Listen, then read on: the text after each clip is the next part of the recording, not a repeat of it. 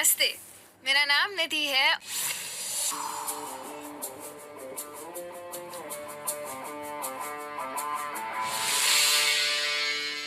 पिछली बार जब मैं आपसे मिली थी तो मैंने आपसे बात की थी कंपैरिजन और कंट्रास्ट की, जिसमें मैंने आपको बताए थे ना ही सिर्फ कंपैरिजन और कंट्रास्ट के लिंकर्स, पर हमने साथ में मिलके कंपैरेटिव और सुपरलेटिव डिग्री को भी सीखा था।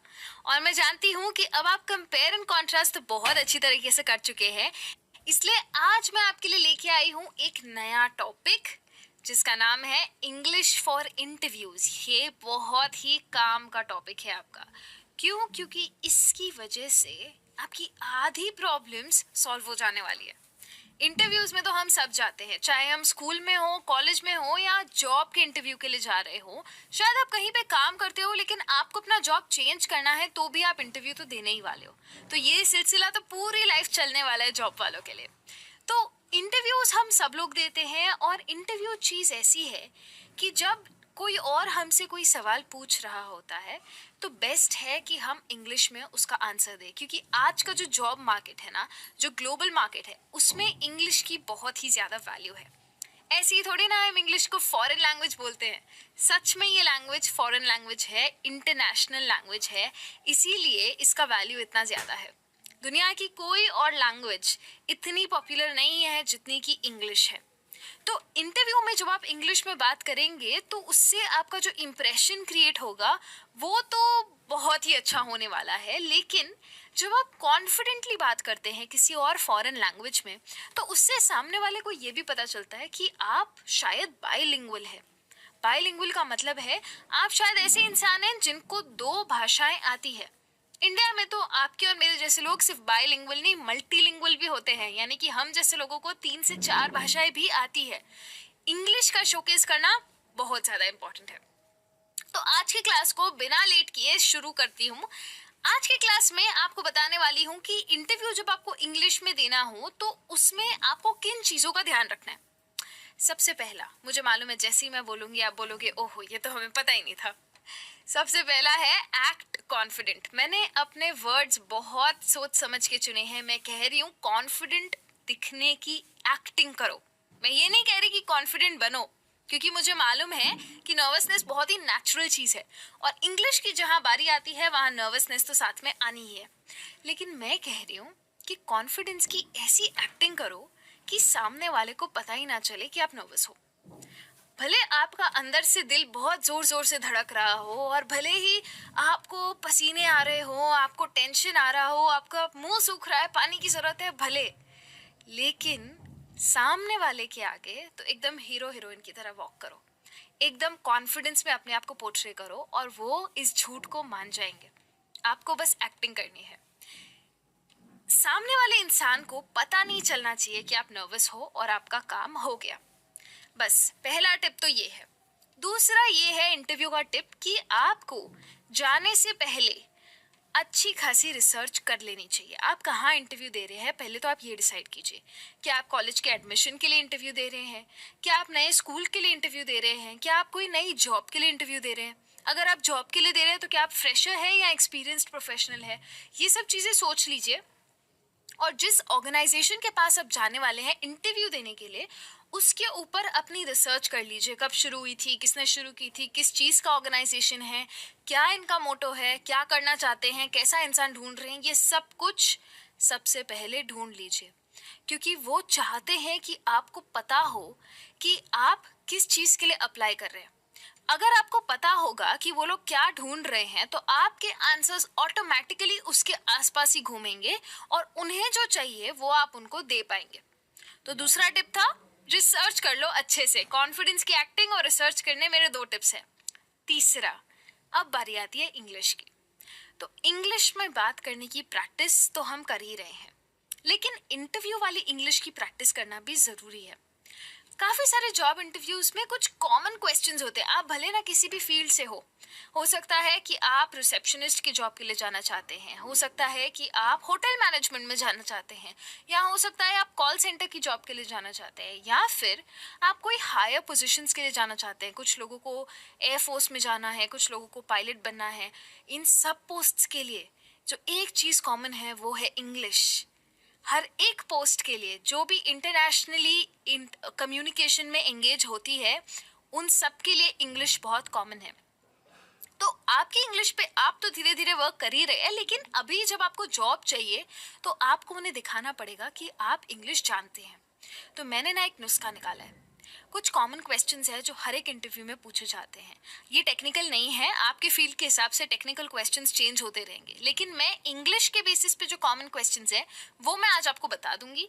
उनके कुछ आंसर्स शुरू करने के तरीके भी मैं आपको बता दूंगी, ताकि आप अपने सेंटेंसेस अच्छे से अलग वेज में फ्रेम कर सकें और उसके ऊपर प्रैक्टिस कर सकें। कई बार क्या होता है ना कि अगर आप कोई कॉम्पिटिटिव एग्जाम्स दे रहे हैं तो उसमें टेक्निकल क्वेश्चंस आ सकते हैं, तो उसका फ्रेमिंग आपको खुद करना पड़ेगा। कई सारे एग्जाम्स ऐसे होते हैं जिसमें इंग्लिश एक सब्जेक्ट होता है, तो उसके टेक्निकल क्वेश्चंस का फ्रेमिंग आपको खुद करना पड़ेगा। लेकिन अगर आप कोई भी बेसिक जॉब इंटरव्यू के लिए जा रहे हैं ना, तो ये क्वेश्चंस के आंसर्स आपको काफ़ी काम आ जाएंगे। तो अगर आप किसी ऐसे फील्ड में हैं तो टेक्निकल क्वेश्चंस अगर आपको पता है कि आने वाले हैं, तो फिर उसकी प्रैक्टिस भी आप पहले से करके जाइएगा। ऐसे मत चले जाना इंटरव्यू में, मजाक नहीं है ये। तो अच्छा खासा प्रैक्टिस करके जाना है, और प्रैक्टिस करने का मतलब ये नहीं है कि आप मेमोराइज्ड आंसर्स दो उन्हें। हमें रट्टा मार के नहीं जाना है, क्योंकि अगर आपने रट्टा मार के कुछ भी बोला ना तो किसी को भी समझ में आ जाएगा। इंग्लिश जानने वाला हर इंसान समझ जाता है जब किसी को इंग्लिश नहीं आती है तो। इसलिए रट्टा बिल्कुल भी मत मारना, क्रैमिंग नहीं करनी है हमको। हमें सिर्फ अलग अलग तरीकों से प्रैक्टिस करनी है, हमारे माइंड को ट्रेन करना है ये सारी चीज़ें एक्सेप्ट करने के लिए, और हमारा इंग्लिश ऑटोमेटिकली अच्छा होता जाएगा। तो आपको पता होना चाहिए कि आपको क्या बोलना है, ताकि आपका फ्लुएंसी अच्छा रहे। लेकिन उसका मतलब ये नहीं है कि आप याद करके आओ आपको क्या बोलना है। अगर इतना क्लियर है तो मैं आपसे कुछ कॉमन क्वेश्चंस डिस्कस करना चाहती हूँ। 4-5 टिप्स तो मैंने आपको दे ही दिए, बट अब जो मैं कॉमन क्वेश्चंस बताने जा रही हूँ वो ज्यादातर इंटरव्यूज में पूछते ही हैं। चाहे आप किसी भी फील्ड से हो, ये सवाल तो वो आपको पूछेंगे ही पूछेंगे। इसलिए एटलीस्ट मैं आपको इन सवालों पे प्रैक्टिस करवा दूं तो आपका आधा काम तो जरूर हो जाएगा। तो आइए देखते हैं अलग अलग सवाल जो पूछे जा सकते हैं। तो सबसे पहला तो ये है कि वो आपको बोलेंगे कि आप अपने आप को इंट्रोड्यूस कीजिए, या वो कहेंगे tell me about yourself, अपने बारे में कुछ बताइए, ऐसा कुछ कह सकते हैं। ये हर जॉब इंटरव्यू में आता है, ऑलमोस्ट हर जॉब इंटरव्यू में वो कहेंगे आपको अपना इंट्रोडक्शन देने के लिए। तो आपको अपने बारे में डिटेल्स देनी है, लेकिन ध्यान रखिए आपको अपनी शादी का बायोडाटा नहीं देना है। तो बहुत पर्सनल डिटेल्स मत बाहर निकालिएगा, जैसे कि आप आपकी हॉबीज तक बात कर सकते हैं, लेकिन आपका फेवरेट कलर, आपका फेवरेट स्पोर्ट, आपका फेवरेट फूड, आपके चॉइसेस, आपके पॉलिटिकल इंटरेस्ट वो नहीं जानना चाहते हैं।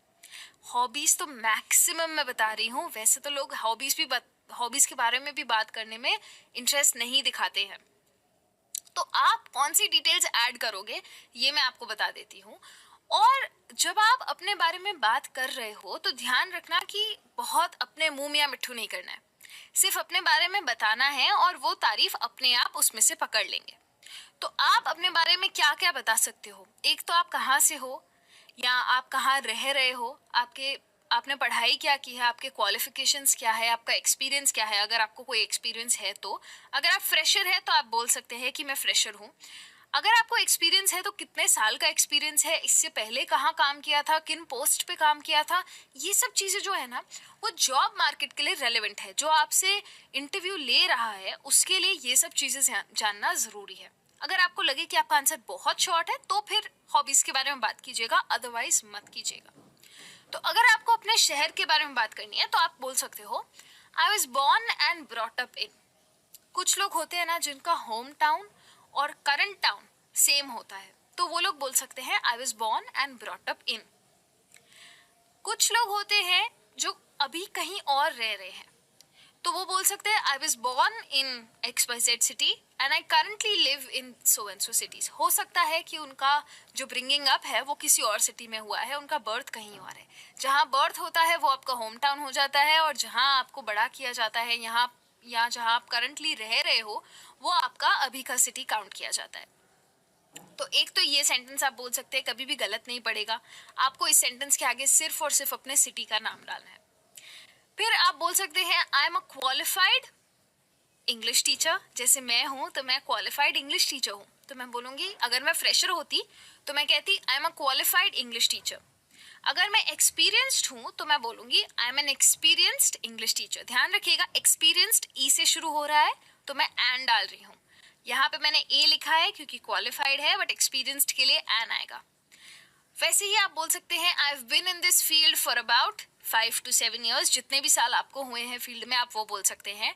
I have been working in so and so company since the past 8-9 years।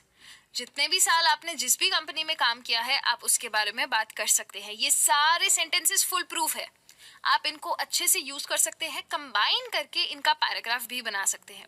और अगर ये काफ़ी नहीं है तो थोड़े और भी दे देती हूँ।